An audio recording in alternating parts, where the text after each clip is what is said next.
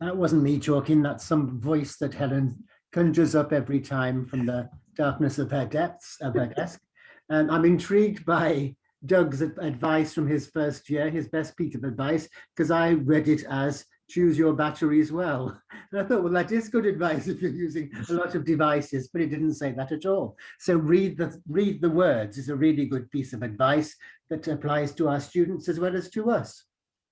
Welcome to the webinar with David.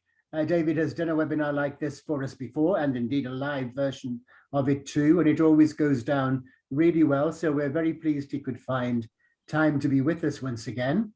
If you're meeting ALL on a webinar for the first time now, where have you been? We've been having these all year. We've had dozens of them. So you've missed out on them. And if you enjoy it, do come back next year because there will be loads more. There'll be lots on the ALL London website and others on the ALL National website as well. So don't forget to look there. That's a shot from our website. If you haven't been there recently, you'll see one of the things on the strip that goes across. It says home, about, join, news, events, trainee teacher. And under trainee teacher, we've got items obviously for people who are in training and for ECTs as well. So if you haven't looked there recently, there's a lot of reassuring blogs and articles from people to tell you what's going to be coming up and how you can get ready for it. And there's also a thing we call a shortcut. We know that teachers and trainee teachers and early years teachers, early career teachers as well, are very short of time. So the shortcut is a document that points you to some of the main things on the website or on one of the blogs or on one of the wikis, things we think you would like to read. So if you look on that page under trainee teacher, ECT years, you'll find shortcut, which will take you to lots of places you might not already have gone and point you at things that you would like to read. Top tips on how best to organize ourselves. Now that sounds like the webinar we're going to be having at the end of August. We have a webinar for people who are starting their training and about to start in schools from Veronica, who's a Spanish teacher up here in the Northeast where I am.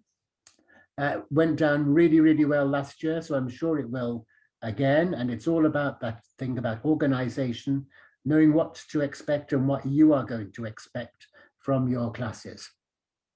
So the webinar list is on that website that Helen has just flashed up there, the ALL London website. So there's a program and there's also recordings of some old ones. Here's an event that's happening tomorrow using technology to swirl, which is something obviously we all do a lot at this time of year because we've got the strawberries and we've got the cream and they go together. Lots of other things obviously on the website, on the ALL website as well. So a place to look around, maybe over the holiday if you've got an afternoon and you feel like just catching up a bit before you think about planning for what's going to be happening in September. And now I'm going to pass over to David. As you can see, his role on the screen there is quite expansive. He's teaching, but he's also doing other things with lots of other people around the federation he works with. And he's a member of our council at ALL. We do have beginner teachers on our council. We had our first one this year. So if you fancy being someone who joins in and does things on a national level, do look out for when there's the next council election, which will be next April or May. So keep in touch with ALL, join if you haven't joined already, and then follow on and get involved with the rest of us. We like seeing each other. That's why we have so many events. But we'd like to get you involved as well because we like to meet new people all the time. The link to the recording will come out afterwards. Everyone who's signed up for the event will get that link from Helen, so don't worry about that. So now I'm passing over to David with our grateful thanks. I'll be noting things that you say in the chat, so do ask questions in there as it goes along. Over to David. Lovely. Thanks very much, Stephen and Helen, for the introduction. Lovely to see a close friend from the MFL community in Charlie as well. Welcome everyone this evening. And first of all, a huge congratulations. Helen likes to refer to MFL teachers often as the Keeney Club, the teachers who are always hungry and thirsty to learn. And it's great that during really challenging times in schools, absolutely, that we've got some 40 odd people in the room. So my name's David Shanks. I'm first and foremost a French teacher. I'm also lead MFL consultant for the Harris Federation. That means I work on the languages provision across a range of schools. So I lead a network of some 160 MFL teachers and support them with training, and also very much in the classroom myself as well. And I've been a long time member of ALL London, and at a time on the National Council, and have derived a huge amount of professional satisfaction from being a member of ALL. You can find me on Twitter at HF Languages. I've a few years ago wrote a little series of blogs that you can find on Oxford University Press MFL blog. And as I mentioned, I work for the Harris Federation in London. So if you haven't done so already, on the board, you will see my little starter task that's there. Say hello, introduce yourself, maybe what languages you teach, and share your #1 piece of advice or the lesson learned from your training year. I'm going to talk today. Hopefully it will be a little bit interactive as well, but I think what's powerful about ALL is the chance for people to come together. And so your pearls of wisdom will be really beneficial for everyone else in the room, not just the things I'm going to cover. In terms of what I hope to cover tonight, you can see that on the screen now. I'll just let you read through. I've put brackets around jobs and interviews because we're holding this webinar a little bit later in the year, just simply due to busy times and other commitments. But I will touch on jobs in the interview process, and it would be great to draw upon experience in the room for your advice there as well. One thing I often like to quote at the start of online sessions is that apparently, according to research, the pen is mightier than the keyboard. So I encourage you to have your notebook and your pen ready, because the writing down, the act of writing and synthesizing your ideas will help you take away some concrete things, because when we log on a lot and watch PowerPoints a lot, it's very easy for a lot of that information to fall by the wayside. So writing it down apparently helps you to synthesize and mold and form your ideas. So have your pen and paper at the ready, because there'll be quite a few links to other materials, and I'm trying to distill down what I think are some top pieces of advice that I wish I had been told in my NQT year. So we're going to start off with some ALL freebies. Your first freebie to note is that if you are a member of ALL, you simply need to email info@all-languages.org.uk to ask for the publication called NQTs at the Heart of ALL. So lots of useful stuff in there for you to dip into. And I'd take a moment now. Be interesting to know who in the room is familiar with the ECF, the Early Career Framework, the fact that you will from September be an ECT, an Early Career Teacher. This is obviously new terminology. Nothing's changing. In terms of the NQT is a year 1 ECT. But there are changes certainly in terms of the provision that are there, and I'll come on to that. It's quite an exciting time to be an early career teacher for the training opportunities you'll have. So it says NQT on the publication, but that is exactly for you if you are an ECT. So do email the info address for that free copy. Another organization that you've probably heard of is Linguiscope, who are great friends of ALL London and often host meetings and put on webinars, and they have very kindly put together a free 12-page booklet with tips and ideas for trainee language teachers. So it says for trainee language teachers, I read it, I take ideas from it, and I've been teaching for over a decade in inner city London schools. So there's always something to be learned. I think that's a really important mindset to have. And I would just highlight that first bullet point, one of my favorite things, 11 ways to use a single resource. I'll come on to that again, but this idea of really squeezing all of the learning you can out of a resource, I think, is critically important. And that goes back and might partially answer Rachel's initial question about juggling lots of new classes. If you have a go-to activity, or you have gone to the bother of sourcing some nice images or perhaps a particular text, don't let that be a 5-minute sequence of your lesson. Make sure you go back, you revisit, you adapt, you change, you come at it through listening, through reading, through grammar, whatever it might be. Really squeeze all the learning you can, and that will really help you with your workload.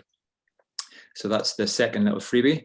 And another one, Stephen, you might want to come in on this, but because I know you're heavily involved in the publication Languages Today, but you can, on the link on the screen and also through the ALL website, access a free sample. This one is from winter spring 2021, and there are 3 issues a year. And it's really great to have on the coffee table or in the staff room and pick up a magazine that is dedicated to exactly the audience that we are, written by teachers and lots of the time. And we're also always looking for people who would be interested in contributing to magazines and indeed to the ALL website. So if you could, in the chat, prefix your answer with A2, that helps us to source things at the end. But if you would be interested in contributing, please do let us know. Stephen, would you like to add anything that I've missed on languages today? Just to say that, as you say, the website as well, we host lots of articles of different lengths, different styles from different people. So if you've got something you want to say about something that's gone well, or a question you want to raise, or something you've been thinking about, I'm sure we'll find a place to put it and other people will respond to it. Wonderful, yes, and you get a flavour from what's the image on the screen at the minute in terms of the content, and it's up to date and very pertinent and relevant things. Decolonising the curriculum there, I see, and also teachers getting their voice in terms of feeding into curricular decisions as well. The debate on content, for example, it's really important that teachers' voices are heard to support our subject community going forward. So don't be shy. It may feel like, who am I to write or do anything, or who am I to contribute? But it's one of the joys of my job working across schools is I often work with ECTs and beginning teachers, and I'm furiously writing down in my notebook because I'm getting so many new and fresh ideas. So don't be shy just because you're completing your trainee year. We would love to have contributions from you at whatever stage you are in your teaching career. I'll go through this. It's a very quick slide from me. I shan't labour the point because Stephen has already mentioned some of these, but here are the top reasons to join ALL. You get to be up to date on the publications. I've mentioned languages today, and AllNet is the regular email bulletin that is incredibly useful. You can keep in touch at local, regional and national levels. Evidencing your professionalism is a really important one, and when I'll talk about interviews, sitting on an interview panel, it impresses me when someone says, oh, at the Association for Language Learning event that I attended, that shows someone who's professional, engaged in their own learning, and willing to develop and reflect. So I think that's a really strong and important one. That's a way of you showing your professionalism. You can access high quality professional development and networking like we are now. Hopefully, as well as we get back to more and more face-to-face events, that networking can be a bit more human, shall we say, rather than talking into the ether sometimes. So we look forward to that, but we do have vibrant and well-connected online communities as well. It's a chance, as I mentioned before as well, make your voice heard on policy. I'm a really strong believer in that and think it's important that teachers' voices are heard. Absolutely the most important voices in many debates. You've got resources, and also you can save lots of money as well on publications and events.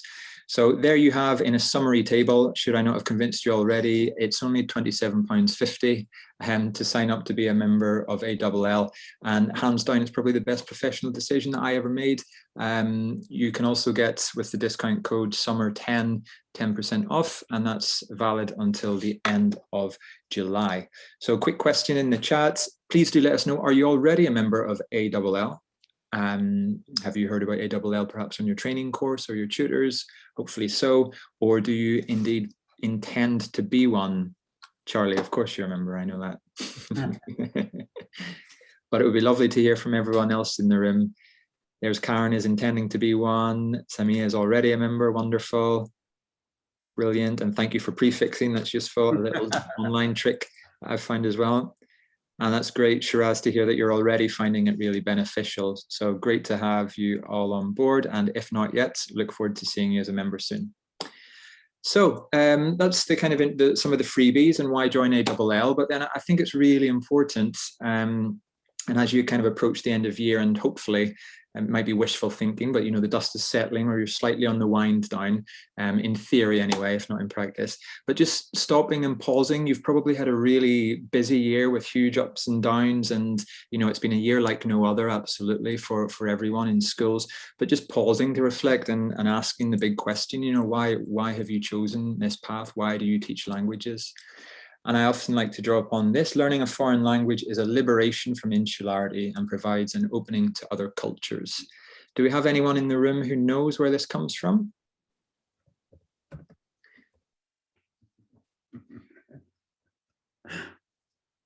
Stephen, well done, Karen. That is indeed from the national curriculum. And I think it's really good to remind ourselves of that. And I think that's more important than ever if we think of wider contexts in the world and Brexit and so on and so forth. This idea of being outward, I think, incredibly important. And another one from Hawkins that I particularly like, the unique value of the apprenticeship in the foreign language is that it takes learners on a voyage of discovery.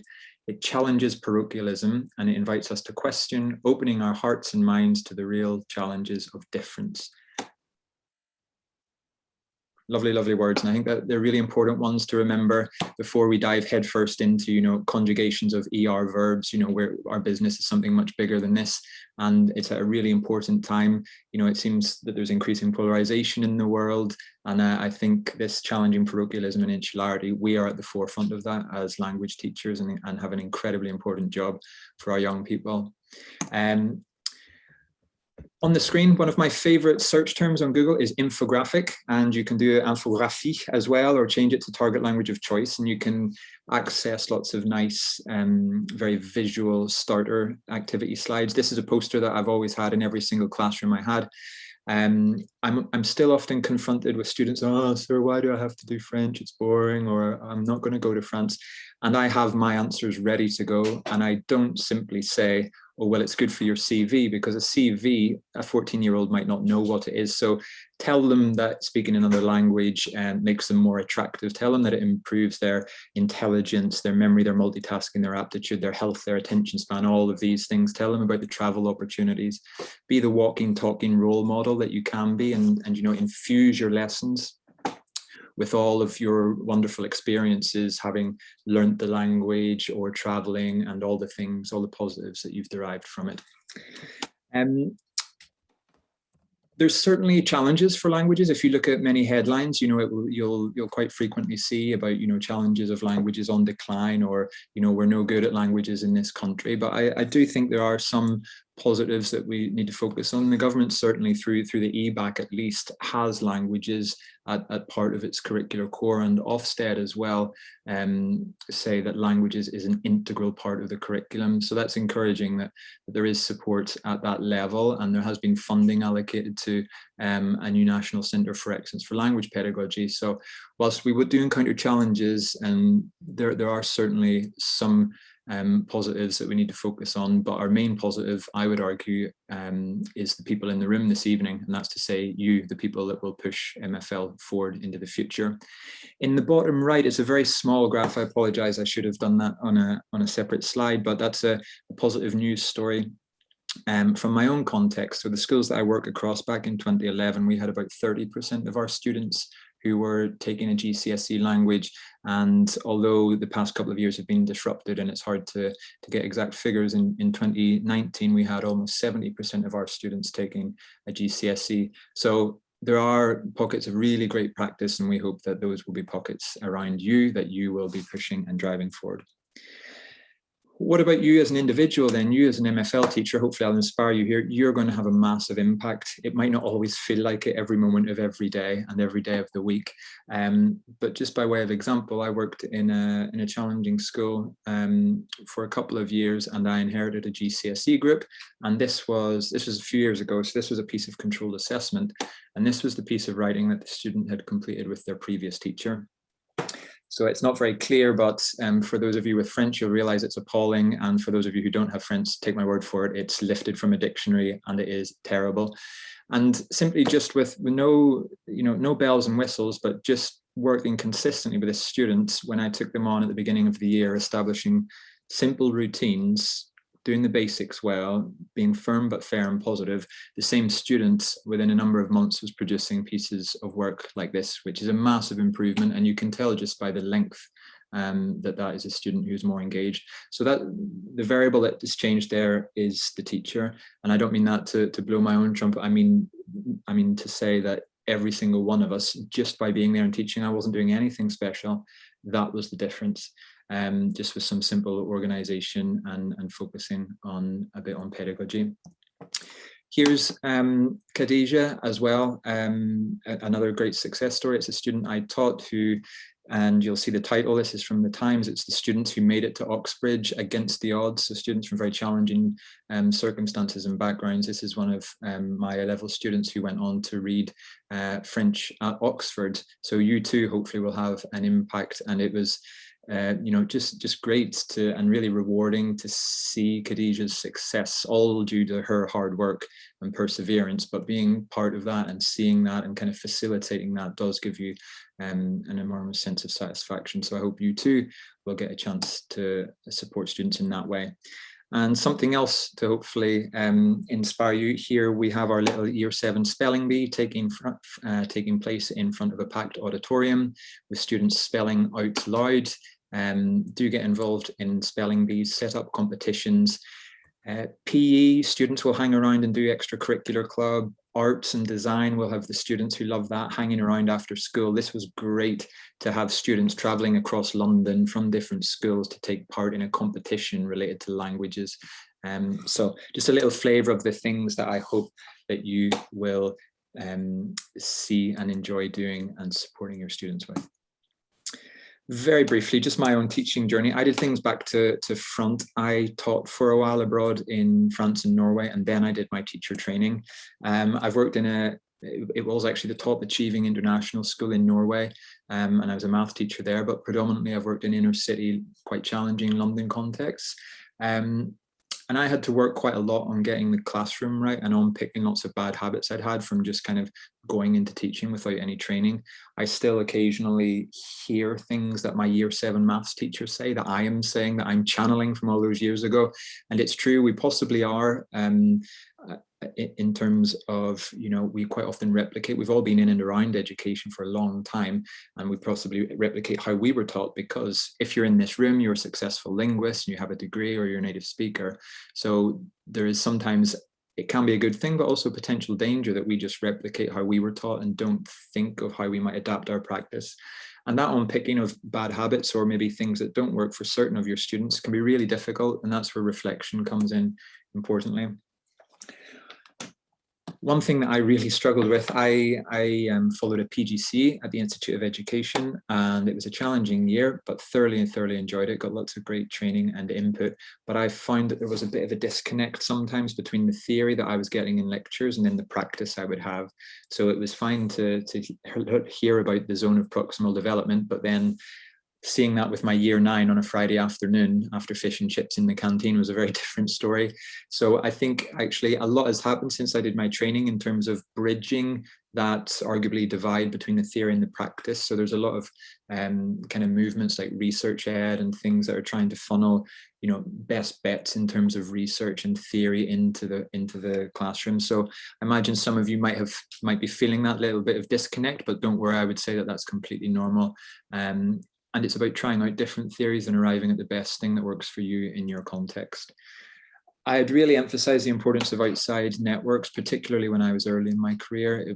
I wish I'd been a member of ALL as an NQT, because I wasn't really aware of it. I was working too hard as an NQT. And if I could go back, I would work less hard, I would have a better work-life balance, and I would have engaged with ALL earlier in my career. There's also the MFL Twitterati, which you may be familiar with, that perhaps Helen might be able to post a link to in the chat if possible. She works closely with Joe Dale. That is a Twitter list that allows people to communicate through Twitter. And really it's a great bunch of people, and it's wonderful to dip in and get ideas and share practice. Also in terms of my own career progression, it's been really interesting. I've held different posts, and one thing, and possibly part of the reason why I'm here tonight, is I've always had an interest in mentoring and developing, yes, my own practice, but also the practice of others. And I've really had a chance within education to follow my own interests, which I think is a great kind of benefit of the profession generally. So I'll mention it towards the end, but there are many different kind of routes that you could go down in terms of where your career might take you. And I've really benefited from lifelong learning, my personal learning network, PLN, continually learning stuff, continually attending CPD. I get to work with trainees a lot and learn a lot from new teachers as well. I've learned an enormous amount from ALL, and I've been fortunate enough to have Harris pay for my master's as well that I did part-time. That was with King's College London, and did some really interesting a dissertation on oral facilitated homework, so using technology so that students record their voice at home. So that was really interesting. And I've also worked part-time for the National Centre for Excellence for Language Pedagogy, from which I've learned an enormous amount as well. And ultimately, I think, and a message that I think is important to emphasize, is just being a teacher. You don't often run out of the school high-fiving everyone every Friday, but there's a satisfaction of having a really good underlying moral cause. You know it's a good thing that you're doing, and I would say particularly for languages, for those reasons I mentioned before. If you're ever doubting that, there are a couple of videos for you to watch by Taylor Malley and Rita Pearson. If you're ever doubting the morally wonderful thing that teaching is, have a look at those videos and they will inspire you. Okay, a short section then on applying for jobs. So where might you look? There's the TES, there's the Guardian, there's an MFL Teaching Post Facebook group, and increasingly as well, there are school groups. So I know, working for Harris, that we have our own careers webpage where all of the MFL jobs listed will be accessible. And it's obviously the earlier the better that you apply, but hear it from me, MFL tends to stay in demand right up to the last minute. We're quite often looking for teachers. So even if at this late stage you don't have a job, that's fine. Do keep looking, do persevere, and opportunities do come up throughout the year as well. At this juncture, it would be great in the chat if people could just say whether or not they've secured a job from September. That would be useful from my end, and out of curiosity to know as well.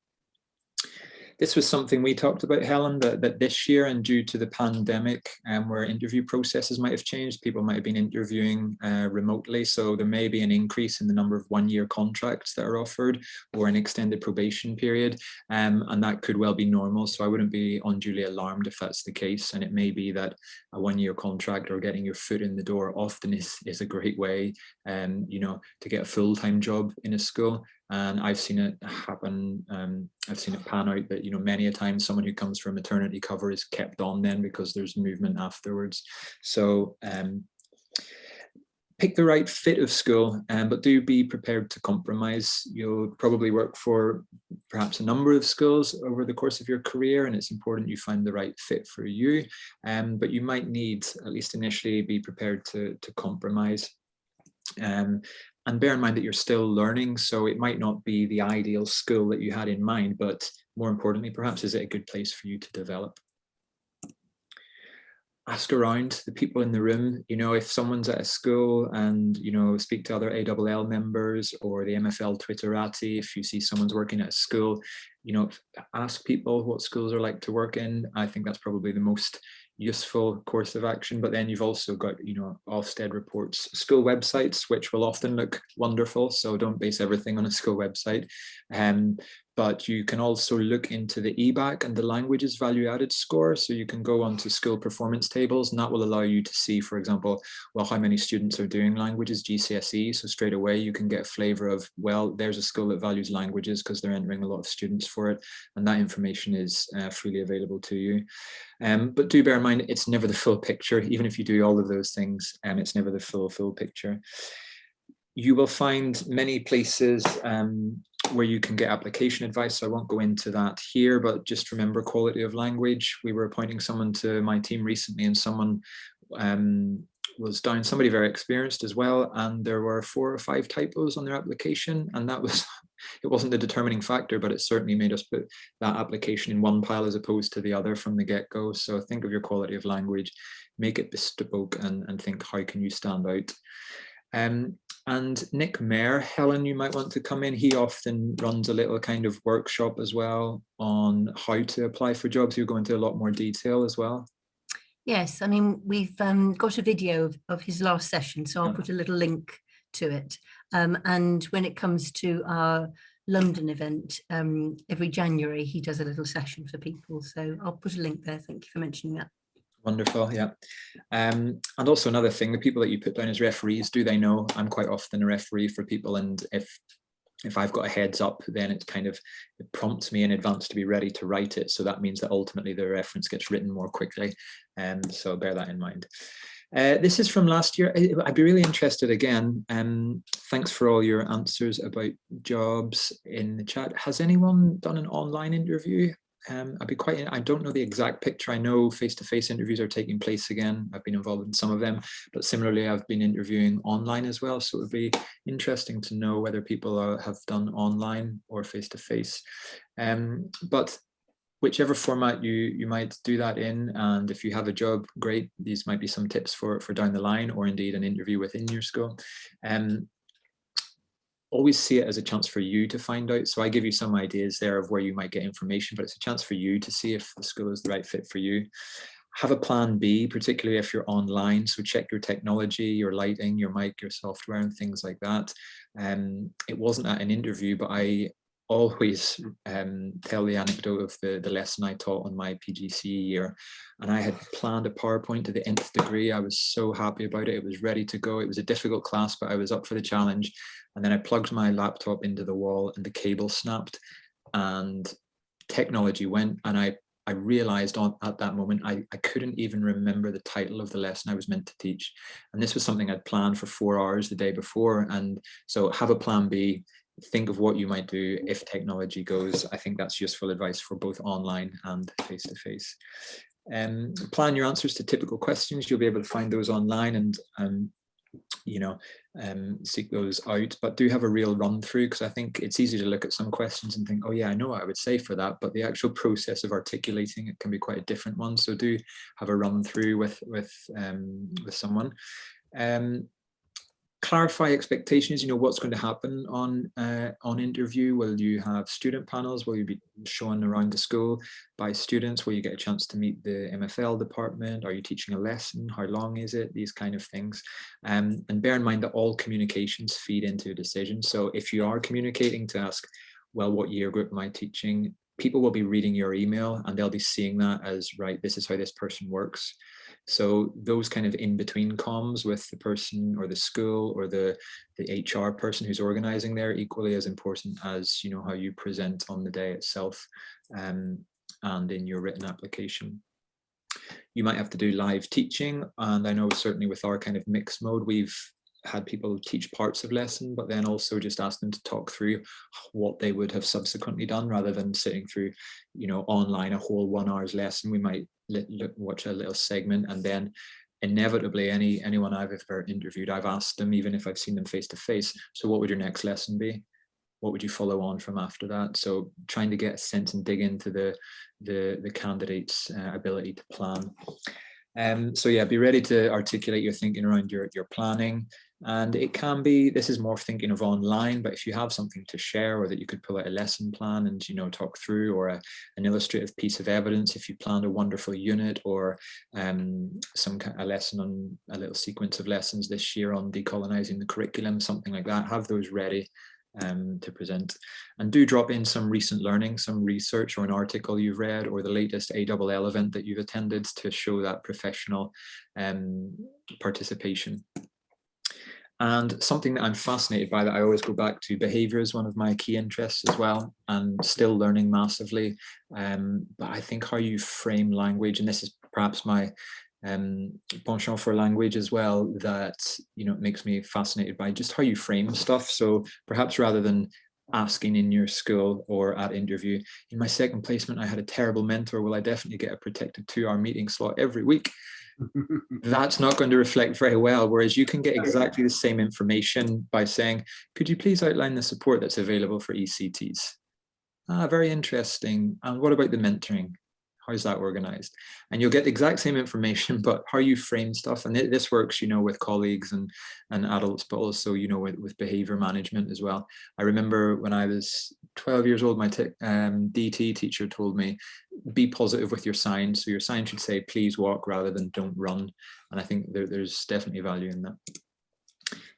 Okay.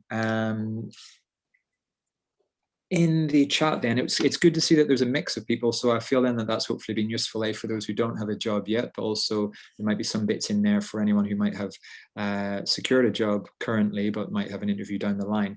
Can I pass over to you for 30 seconds or a minute? For those who have gone through the interview process, what advice, tips, or any lessons learned do you have for those in the room that you would like to share. So I'm going to use this as a 30-second voice break for me and get a sip of water.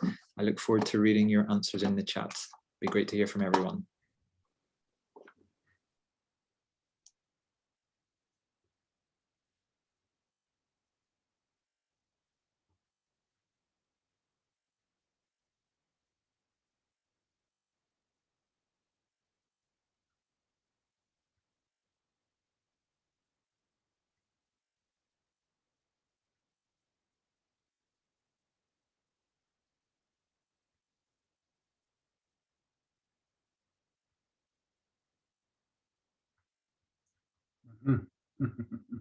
Talking to the cleaners is a really good piece of advice. They're the most powerful people in school.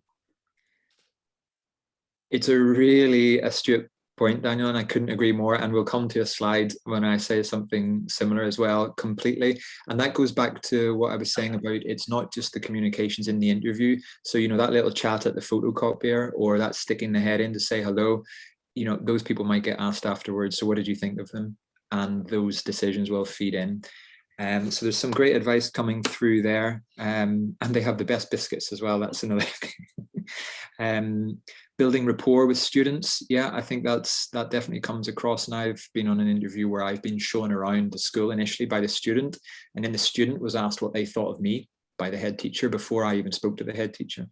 And Marina, thanks for emphasizing. I really agree with you there. You know, it's your chance to see if the school's the right fit for you. So what about preparing for the ECT year this term, the little of it that is left? You obviously want to meet your course requirements and plug any gaps in your knowledge. So you might find that you're taking on, I don't know, an A-level class next year or year 12, but you haven't taught it this year. So you might have a bit of reading to do on the literature or the film aspect, or you might familiarize yourself with the textbook. Perhaps you're taking on a year 7 Spanish and French is your main language. So you might need to dust up and look at the textbook, but you knowing what you need to work on is incredibly important. This concurs with what's just been written in the chats. Link up with your school if possible. It's not always possible. The position that I had as an NQT, I was fortunate that I taught for 3 weeks pre-summer, and those 3 weeks were worth their weight in gold. It made my start in September much easier, and you're obviously also paid over the summer as well. So it doesn't always happen that way, but I would argue, you know, 1 day pre-summer is worth 5, you know, in the flurry of September, just in terms of digesting things and allowing you to, you know, kind of suss out the lay of the land ahead. So if you can visit, meet a department, observe, teach possibly. I was fortunate to do that. I know that won't be the case for everyone, but if you can, it's great. And then thinking of first impressions, I often advise trainees on our initial teacher education courses to be politely proactive. I think, yes, you want to be asking questions, but you don't want to ask a million of them. And you need to have a good understanding that schools are incredibly busy and pressured places. So you're probably dying to know what your timetable is like. And if that hasn't been published or done yet, it can't be magicked from anywhere. So you need a certain amount of empathy to understand, you know, the pressures on a head of department, for example, currently now. So be polite and proactive. It's a fine balance, but do try and tread that line carefully. Source whatever key documents you have. All schools will, for Ofsted, have outlines of their curricula on their website. So even if you can't necessarily get a contact or the precise information you'd like from a person, you might be able to glean things from their website that can be useful. Can you find out anything about, you know, the length of the school day, the policies, or be directed to resources? And the thing every teacher wants to know is their timetable. I've put that in brackets for the reason I mentioned before. They are a mammoth task to do. So if they're not there, they will be with you as soon as they're available, I'm sure. And then what lessons could you possibly plan in advance before starting? Your key contacts would be your head of department, your mentor. That similarly may not yet be decided. So again, be proactive, but don't be pushy, be polite. And your, what would be termed your ECT induction tutor, that's someone who's going to oversee your ECT training. And then simply, you know, there are lots of things you could potentially do this term and pre-summer and indeed over summer, but, you know, asking what is it that you could most usefully do to help you hit the ground running. So that's what you might do now. What about over summer itself? I would say the number one thing you need to do is have a great summer with some proper disconnect. I think absolutely that should be your priority. And also hopefully carve out enough space to properly reflect on your past year, what's gone well, you know, give yourself a pat on the back and mark your achievements, but think, what are those gaps or those areas I need to work on that I can think towards September. I think it's really healthy. That reflection is a word that's thrown around a lot, but I genuinely believe it's the single most important quality of a good teacher. It's the ability to reflect and think, where can I improve? And because if you don't have that, ultimately you're not improving for your students at the end of the day.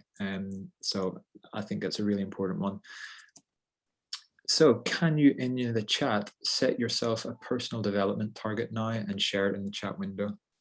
So what's the one thing that you in your MFL teaching, let's make it about MFL teaching if possible, please, rather than, you know, behavior, full stop.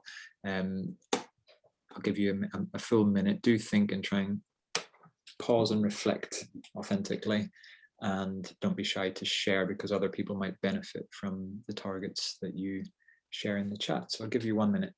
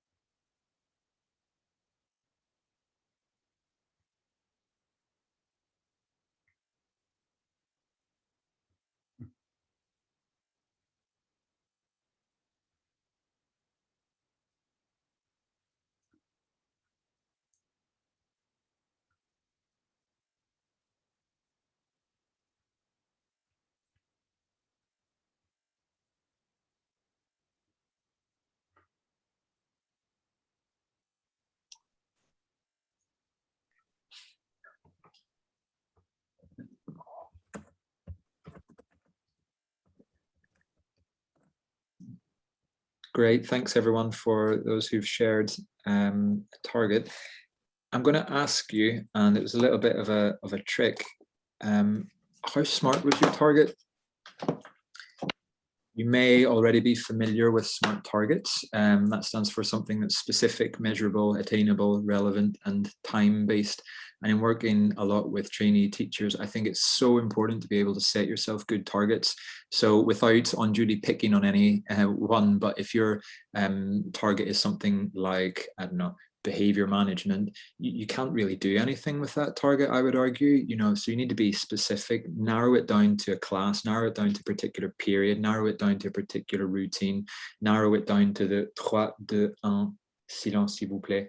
And that's the thing you're going to do with this class at this time, and then you're going to review it. Similarly, I see someone there, for example, is learning German. That's a big task, and you may well have something much smarter behind that target, but you know, what's the sequencing, what's the frequency going to be like? What does it mean to, you know, to learn German over the summer? Are you going to follow a textbook? Are you going to do an online class? Are you going to do oral interaction? How are you going to work on pronunciation? There's a multitude of things. So I think really where I see teachers who make the most amount of progress and ultimately become the best practitioners, they're able to be really specific, A, with finding out what they need to do to get better, but then also really sharp on their targets and specific the specific targets to get better. And that touches on a question. Thanks very much. There were 5 or 6 questions that people submitted in advance of the webinar, and one of them was, you know, how can I best work with my ECT mentor? And that's what I would say, those 2 qualities, absolutely. You'll not be able to determine the personality of your mentor. Some of you will have better mentors than others. Some of you will have amazing mentors, and some of you will feel that you would rather someone else was your mentor. But if you're keeping up your end of the bargain and you're being smart in your target setting and you're ticking all the boxes that you need to do on your side, then you'll definitely make progress. And yeah, I think that helps you have more focused mentoring sessions as well, if you're really specific about stuff. Otherwise, you can spend many weeks, week after week, discussing things like, I need to get better at pace, but what does that actually mean? Unless you make it specific, it can be really hard to enact a target. And then arguably, you know, teachers are time poor generally. So if it's not a valuable conversation, then is it a useful one? A great one, David, in the chat just now, I noticed about spotting misconceptions. It was from a native speaker, and saying this, as a native speaker, you don't always realize what they're going to find difficult or they're going to make mistakes with. And I was just thinking, as you were saying that this sort of environment, when you're with other people who are teaching the same sort of things as you, is the one where you talk about that. You say, so, well, what is it they get wrong when they're starting to learn German? What are the main things they fall over first of all? And just finding out from other people doing the same job, really. Yeah, completely agree, Stephen. And that's where, you know, I think it's obviously as a native speaker, you have the fantastic model of the language and the perfect pronunciation and the wonderful vocabulary that I will never have. And I'm always jealous of that. But I have seen it where actually breaking it down just by virtue of not having had to deconstruct the language, it can be quite hard to spot. And that can lead to frustration. You know, why don't the kids get it? So ask colleagues then, you know, if you're a native speaker, ask your non-native speaker colleagues, you know, well, where are they going to trip up? And they'll be able to tell you it's gender or adjectival agreement, or, you know, the use of avoir for age, or, you know, any multitude of things that we know students really struggle with. And then similarly, if you're not a native speaker, please speak the target language to your native speaker colleagues and, you know, push yourself and develop that way. I'd encourage you to swat up on pedagogy all that you can through the ALL website. The NSELP has freely created lots of useful CPD materials as well. And a book that I've found really valuable in bridging that theory and practice divide that I mentioned before is the Language Teacher Toolkit from 2016. It's a book that I've really benefited from. Swat up on your use of tech. It might be quite nice to, you know, go easy on the tech after the year we've had, everything being online. And I would actually argue, you know, at any opportunity, think, is there a non-tech solution for this? But absolutely, we're having to use tech a lot more, and there may be, you know, remote teaching. And again, in the summer, that documentation that you might be able to source beforehand.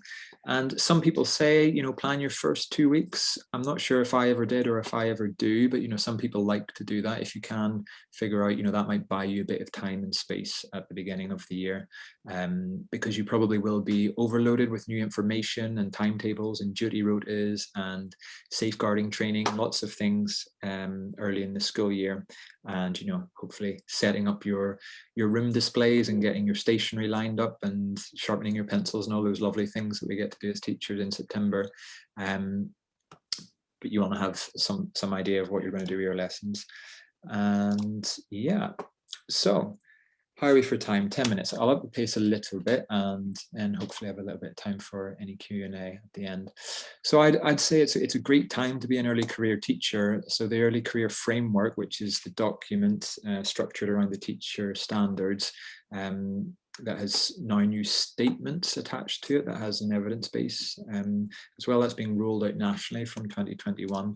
And there's essentially an extended training offer to you going forward, which is great. So where you used to have NQT kind of induction, which lasted 1 year and 1 year of training that your school would provide, you've now got 2 years, which is brilliant. That means your continued professional development should be longer and stronger and more structured.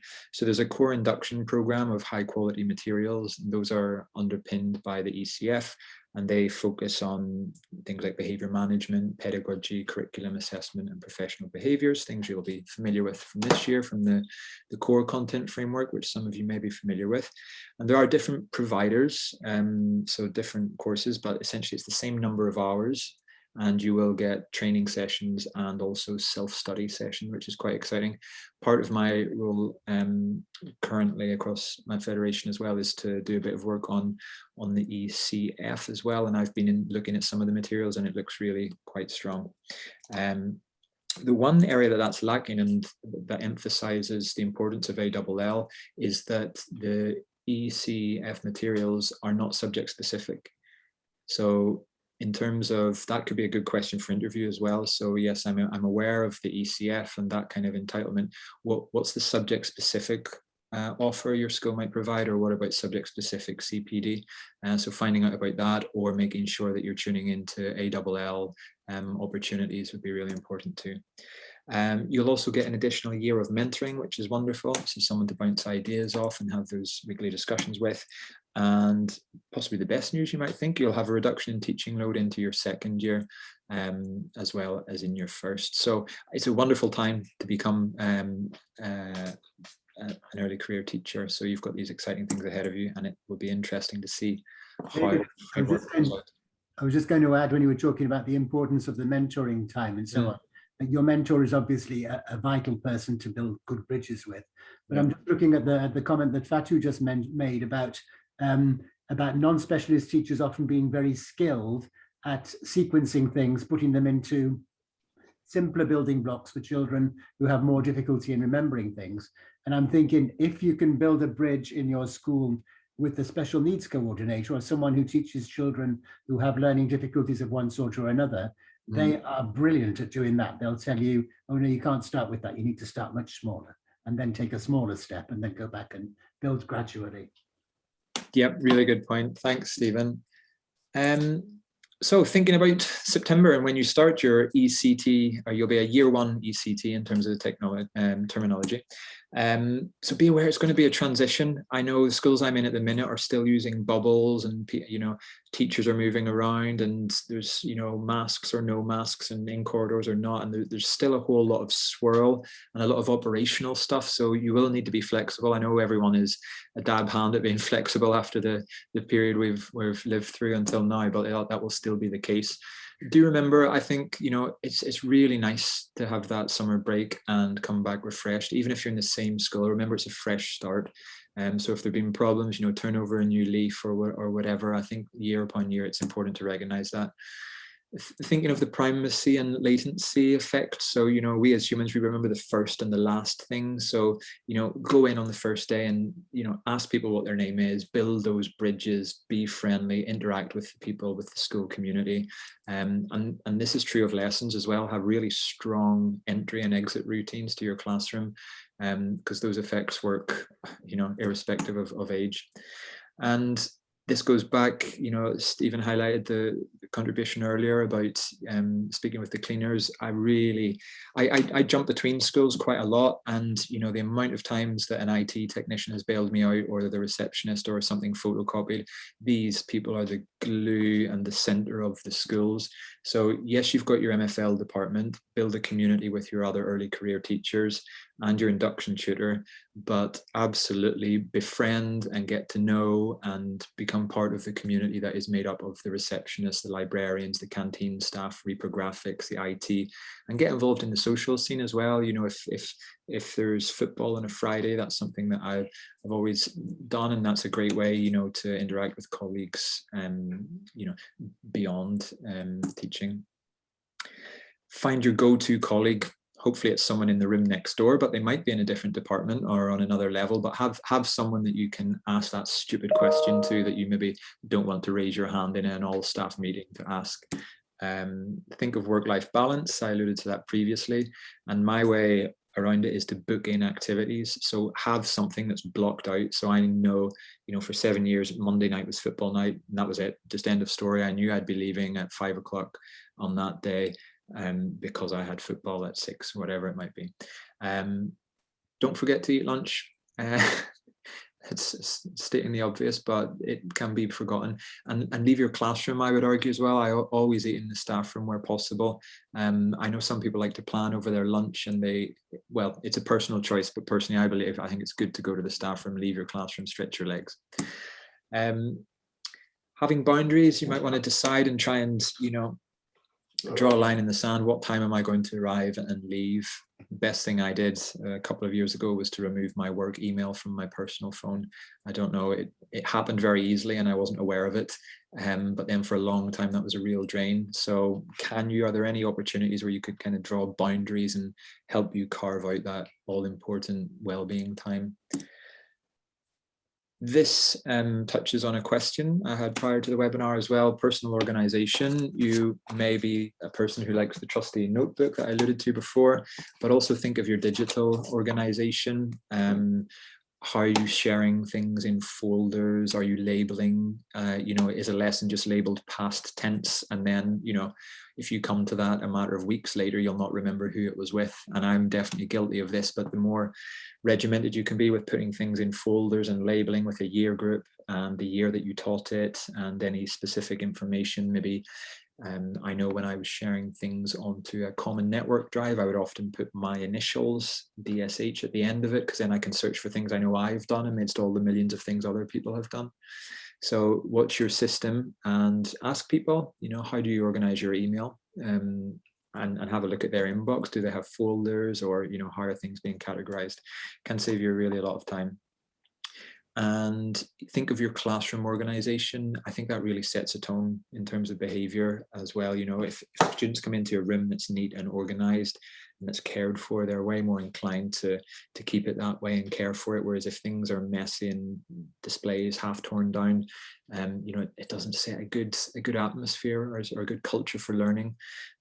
So where you can, invest your time to keep things nice and organized, books in boxes if you can, little organized trays or labels on your drawers for where students get pens or pencils. Have systems and routines. Setting out your stall, it's really important, and it is a bit of a cliche, but I observe lots of lessons as well, and something that I do see is that when expectations aren't being followed, you would think some expectations are self-evident, but oftentimes it's just that it's not been made really clear to students how things should happen. So distributing books, for example, we have in our mind a kind of logical way that it would work, but one student with a pile of 30 books kind of walking around having a chat, dropping them in random orders, it doesn't work. So think of what your system is.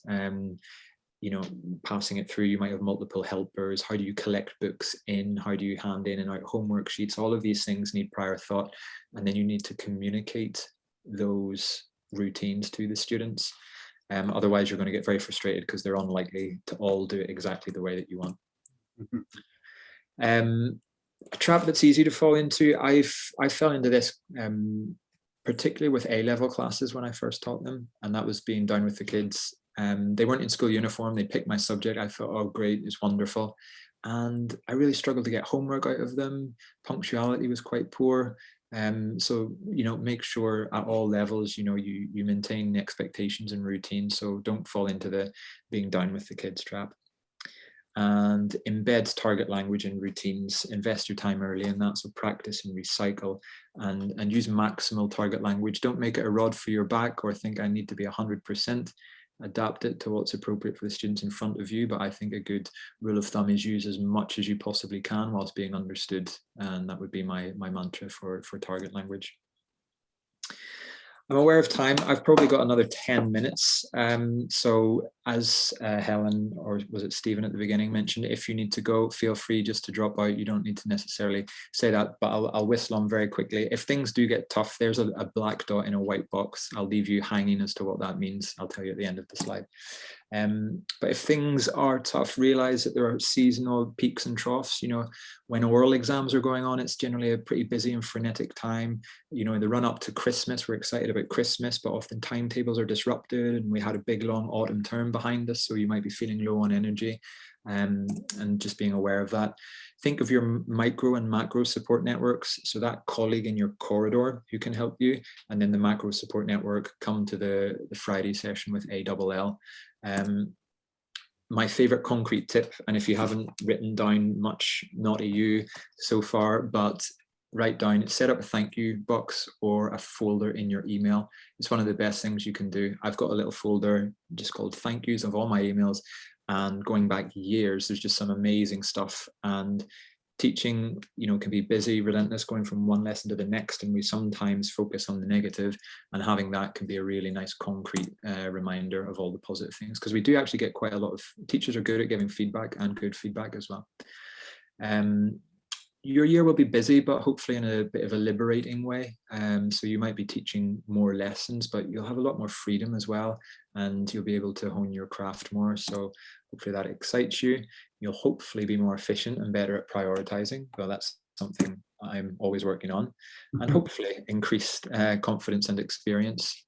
So draw upon that. If you've got a resource, you can draw upon that, recycle it, or maybe you don't need a resource. This is something you can teach from yourself. You're the listening tape as the teacher. Reflective practitioner is what I mentioned before. Just consider yourself never the finished article. What can you control? You have a difficult lesson, fine, dust yourself off, but think, well, okay, what was my input in that, and what could I change or adapt? And beware of the black dot in a white box. This is a reference from Bill Rogers. So the white box is the lesson and everything that's happened in it over the course of the lesson. And the black dot is the poor behavior. The black dot is that one student who swore or got a detention. So when you get asked afterwards, how was your lesson? Don't talk about the black dot, because it represents only a tiny little bit of what actually went on. And that's a really common natural thing. Teachers are very hard on themselves. I watch lots of lessons and say, how did it go? Oh, it was terrible, and this happened, on this student swore, or something happened.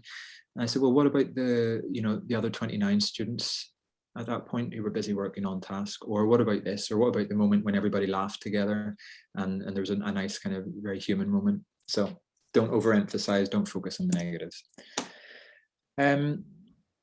Beyond your ECT year, what might you look to do down the line? There is a useful Head of Languages handbook from ALL that I contributed a little bit to, but there are loads of different routes. It's not just necessarily, head of department, assistant principal, principal of the school. You might be interested in mentoring. That's the route that I took. Teaching and learning is a big part of my role, teacher development, masters as well. You can mark for exam boards. Some people in schools are incredibly good at data and spreadsheets, if that is your thing. Pastoral roles, really important. Building relationships and communication with parents and carers is really a good one as well. There's a whole wealth of expertise on special educational needs and disabilities, and I know I'm often speaking with Senkos to get their advice, because they hold the knowledge there. So that could be you in the future as well. I passed someone in the corridor the other day who was the Duke of Edinburgh coordinator across 3 or 4 schools, and they were off for a week to go, for their camping expedition. So many things. What you most likely might get involved with initially, there might be a key stage responsibility perhaps, or you might be attached as an informal mentor to someone, perhaps a trainee. It might not be the formal mentor, but I know that sometimes happens, that someone who's just gone through their training can be well placed to give advice for someone who's currently going through their training. Whatever you choose, I would just say try not to lose sight of the classroom and the teaching of languages and flying the languages flag. Right. Here are my top tips for MFL teaching. Number 1, I've alluded to already. In order for teaching to unfold as you want it, behavior does need to be there. So this isn't specifically MFL, but it's so important. And the thing that I found most useful for behavior was that little playlist on YouTube of Bill Rogers videos. They're, as you can see, 4 minutes, 3 minutes, 6 minutes long, and they're entitled things like, some brilliant stuff in there, tactical ignoring, managing the difficult class. There are some really good scripted pieces of language that I use very often, and they can be really effective. Observe colleagues. It's the number 1 way of getting input, I would say, for your own practice. And something I feel really strongly about, everything works somewhere, but nothing works everywhere. So no matter what theory or pedagogy or approach that you hear, I think it's important that you are open-minded, you trial stuff out, you see what works, and what works might not just be for you, it might be that it works for you with this particular class on this day at this level, but it doesn't with this other group. So that's actually a little quote from Dylan William that I really like. There's no one way to do it, and that's why I'm such a fan of being a languages teacher. I used to teach mathematics as well, and just the scope for doing things the way you want and creativity in MFL is really powerful. So whilst I say that, I do think there are some kind of key principles, and one of them would be input language before you expect it to be output. So, receptive skills generally precede the productive. Don't ask students to write if you haven't given them plentiful reading and listening first. I think that's a good one. Have go-to activities that just work, that you can, at the drop of the hat, someone mentioned it in the chat. My favorite one is the jeu de télépathie. So teachers thinking of a word, we've maybe just worked with a list or a collection of vocabulary, and there are certain chunks of language. I'm thinking of one, can you guess it? And the student says, tu joues au foot? And I say, no, 1 point for the teacher. And they say, tu joues au tennis? I say, no, 1 point for the teacher. They guess the correct thing and they get 5 points. If somebody repeats what a classmate said, teacher gets 5 points. They suddenly start listening to each other very, very attentively. Usually with my classes, it ends up that I have to write it down because I often cheat. They often guess it and I just say, no, it wasn't that one. But what happens is that students they've said stuff like 10, 15 times, and that, you know, there's no resource here. It's just having that structure in the routine, and there'll be plentiful repetition, and also with them knowing the meaning of what's being said. So having little routines, little activities like that, incredibly powerful. Talked about organization already. I'd encourage you as well to think, where can you go for a bit more depth rather than skimming through maybe, I don't know, I've seen MFL lessons where it's so frenetic that there are 10, 12 different activities within quite a short space of time, whereas perhaps might it be the case that you have something a bit more extended, or you go a bit more deeply into that? Because I've seen some students lose track where things just skim across the top, and there's too much language or too many differing kind of activities. So is there a place for going into a bit more depth, and a combination of the two, I think. My personal belief on target language is use as much as you can as long as it's understood. If you need to use English to explain a grammar point, that's fine. Don't make a rod for your own back or beat yourself up. We could probably all use the target language more. I know, Helen, we've talked about this before, haven't we? And I think we're possibly on the same page, but you know, where are the opportunities? And it might be that you said something in English that lesson that, you know what, I could do that in French next time. And so do it next time and build it up incrementally. I would argue as well, and from my work with NSUB, I've seen a lot of research that talks about the benefits of teaching phonics early, particularly for French, and that can have an onward impact on motivation. So I'd encourage you to look at phonics teaching and doing it systematically. And also teaching listening. I saw a really good suggestion just the other day, actually, and it was something I hadn't thought of, but students just listen. And there's no tick, there's nothing to find. They just listen and that's it. And you move on and do something else. And so can you kind of remove this testing effect from listening, or make it, you know, phonics bingo, or underline the mistake in the sentence that you hear. So it doesn't always have to be a, you know, true, false, not mentioned when you're doing listening. There may be ways to kind of expose students to the audio input of the language, teaching and modeling the listening rather than just testing it. If you can plan for spaced repetition. My anecdote with this one is I used to get incredibly angry at students in year 10. It's like, they don't know the numbers 1 to 100, you know, oh my goodness, this is terrible. And then I realized it was just a problem with the curriculum, that they were taught it in year 7, but it was never recycled or revisited. Nothing to do with the students, completely not their fault. They just hadn't had the opportunities for spaced repetition. So don't fall into the trap I did in that occasion, which was blaming the students for not knowing. It was my predecessor and my colleagues' fault for not designing the curriculum effectively. I'm a big fan of technology, but I would always caveat it with pragmatic use. So is there a non-tech solution? And the final thing I'd say is engage with the MFL Twitterati and the MFL chat, which is a nice little Twitter group that debates and has people present Twitter questions occasionally that I've checked in with, and gotten a lot of great ideas from that. And I'll finish with my top 10 tips. I've kind of alluded to these, but in terms of, you know, good teaching practice, a bit of a summary as well. Please don't forget the why. Why are we here? Why are we teaching languages? Remember that no teacher is ever the finished article. So be reflective on your own practice and always seek to improve. Have boundaries where you can. No work email on phone, or leave at 4:30 or whatever. And a really good friend and colleague told me something very wise once. I think he'd seen a member of SLT's geography books, and they hadn't been marked since the start of the year. And he said to me, remember, there's not a teacher in the school who could not do more.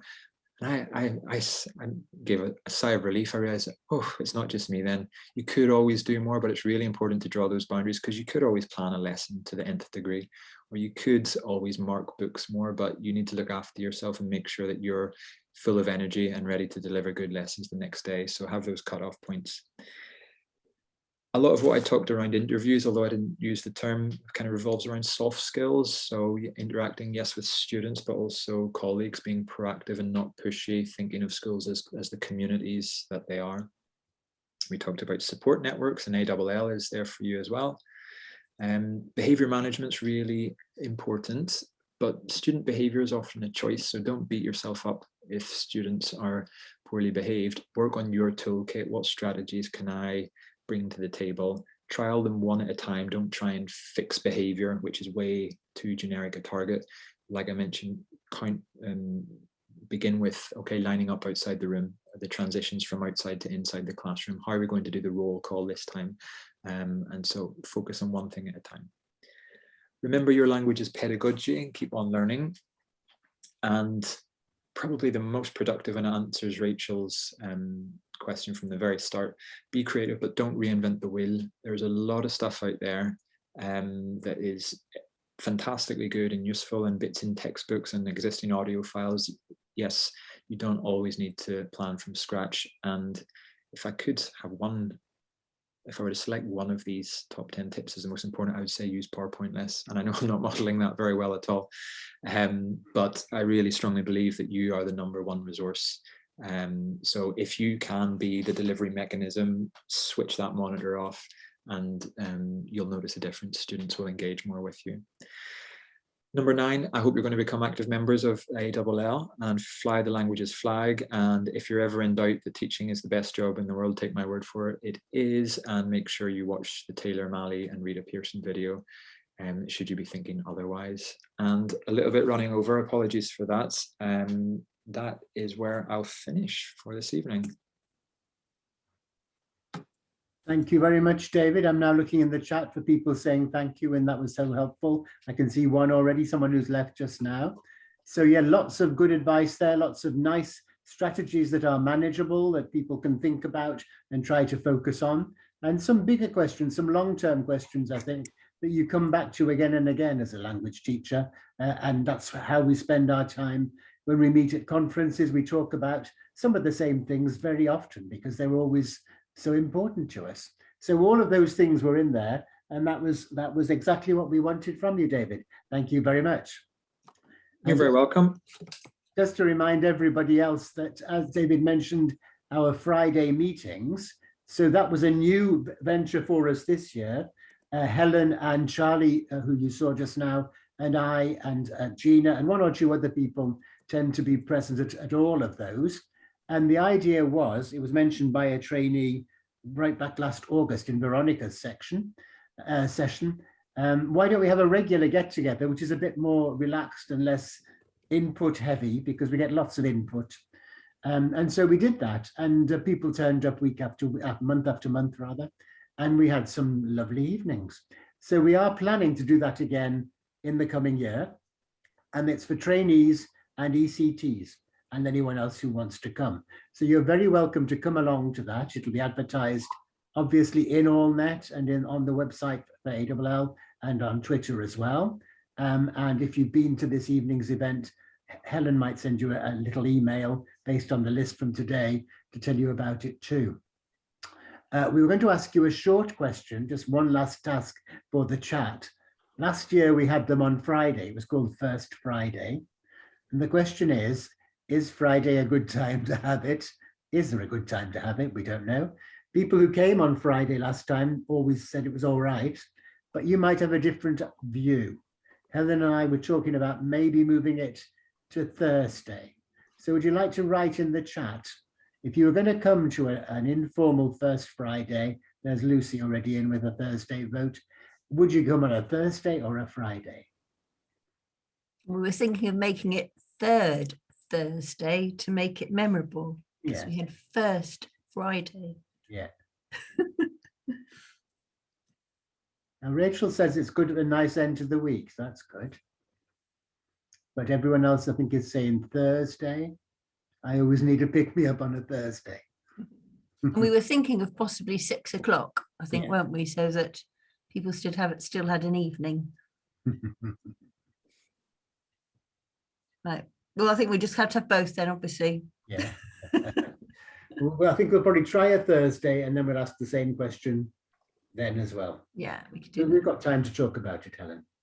Yeah. So thanks very much again to David and to everyone who turned up and have been involved today. If you've got any other questions, please ask them now because we're over time already. We don't normally respect our time barriers that much. But David probably wants to go and have a rest after having all that input. So if you have got anything important to ask, please ask it now. May I ask if people don't mind, if you're willing to share your video, then we could just have a little picture. So I don't want to embarrass people. You don't have to do this, but I just like having a little picture at the end of everybody. There's Daniel. Hello, Daniel. There's Zoe. Changed her name during it. It's good. Hi, Mel. Hi, Samia. Hi, Lucy and Shiraz. And Doug. There's Doug. Are you only in here? Doug normally comes in twice. He's normally in computer and his mobile phone. Always looks very laid back wherever he is. And Ezin, thank you. Lovely to see you. And Fatu, Karis. Okay, so I'm going to see if I can do it. I'm on a laptop instead of my normal thing. So is it Windows Shift and S, I think. Is that right? 1, 2, 3. Yes, it worked. And then I go like this. My PC has died. So I'm in a different setting. Because you've got so many screens, it got exhausted. That's right. I'm about to do another one now. What did I say? Shift, Windows, S. Smile, 1, 2, 3. And it worked. Lovely. Okay. So, yeah, thanks ever so much, David. That was great. Thanks, Stephen, for being the wonderful host as well. Really, really good. Very welcome. And lovely to see everybody else too. And then, yeah, tomorrow evening, got another. It is tomorrow, isn't it? Thursday the 15th, yes. Somebody all the way from the US. So lovely to see you all. Thank you so much. Thank you. Bye-bye. Thank you, Maria. Thanks, everyone. Have a lovely evening. For which reason? So much, Sorry. David. And all the very best Thanks, for David. September. Really, Thanks a really lot. good. Bye. Bye, everybody. Bye now. Bye. Thank you so much. Bye. Bye. I tend to wait for people to go so that you don't get a sudden throwing out. Bye there. Bye, Katie. Bye. Bye, Zoe. Helen, there was a question there just about the slides. You should be able to get the latest version of that link. All right.